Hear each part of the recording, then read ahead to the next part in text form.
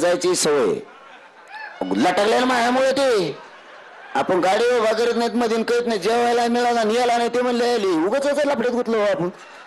आपल्या कारण मी निष्ठेनं करतो बेगडेपणा नाही करत मला हे सरकारला सांगायचं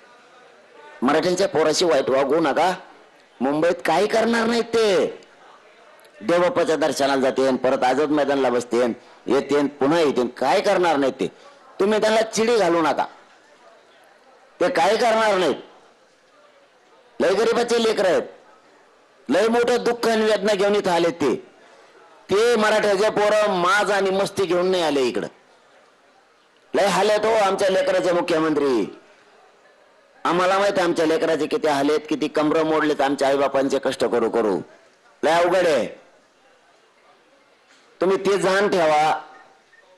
ते माज घेऊन नाही आले इकडे माजलेले नाहीये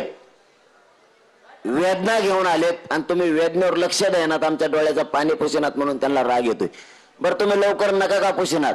मी उपोषण करून करून मेल्यावर मग द्या हरकत नाही काय अडचण नाही माझी मी बलिदान द्यायला तयारच झालेलो आहे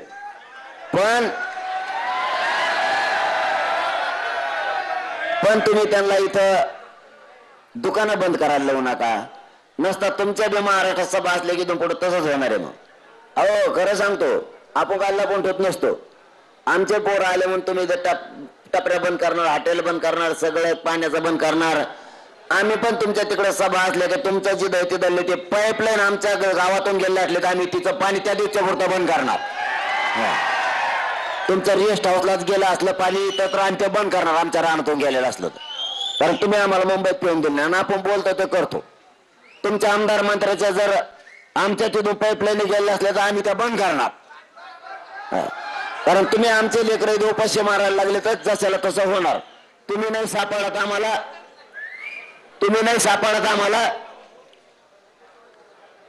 तर